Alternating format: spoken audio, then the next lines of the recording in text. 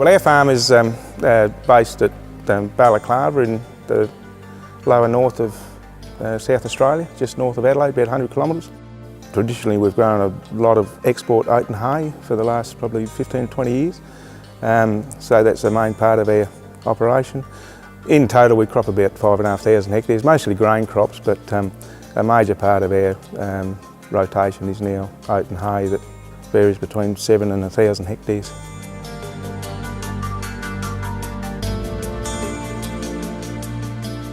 One thing that we've noticed over the years with export hay is that your gross margin is very much impacted by the price of the hay, whereas with grain your gross margin is more impacted by your quantity. We can have situations where we grow a big quantity of basically cardboard that isn't worth anything, and the baling and your freight costs will just eat that hard into the gross margin. You may as well not have done it. And that's why now we're focusing on quality with export hay. We'll quite often take a hit on yield by putting on a bit less fertiliser to maintain the sugar levels and the quality parameters that the exporters need, because that really does impact on gross margin because of the baling and freight costs. I think we've learnt over the years that we're getting better quality if we can make a bigger windrow and cut down on the bleaching. We sort of realise now that bleaching is also weather damage. Not quite as bad as a rainfall event, but it's similar. And if you can cut down on that bleaching and keep your hay pretty green by making a big windrow.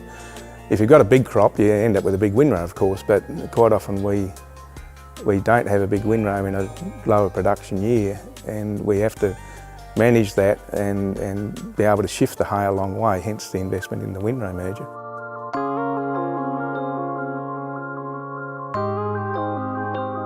The first year I used it, it just so happened to be a low production year. It was about 3 tonne to the hectare average. Some of it was down to 2 tonne to the hectare. So it was a bit of trial and error, but we soon worked it out.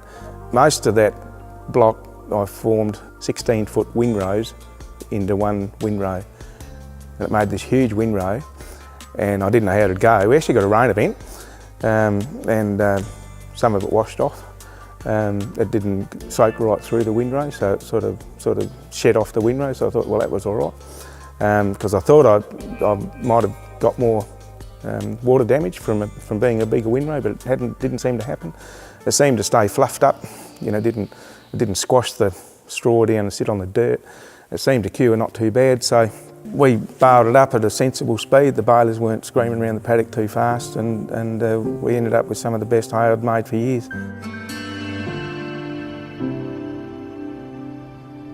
One of the better features of the machine is that it depends on the situation, but it actually picks up the whole paddock and moves it. And any bits of hay that have been run over or squashed into the ground that need moving, it'll actually pick it up and move it and fluff it up again, which is very important. The end game is to get in a situation where you can actually V 2 windrows together. Like, what I mean by that is that if you want to merge 6 together, you just don't keep throwing them on one on top of the other.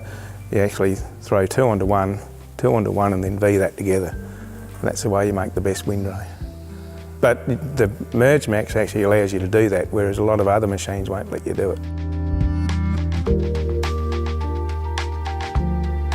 When it comes to investment, right, I think in that year alone we justified the heavy investment in Windrow Management, if you like, with the Merge Maxx, compared to a traditional investment in hay, which is in balers and sheds and front-end loaders, which we didn't need that year.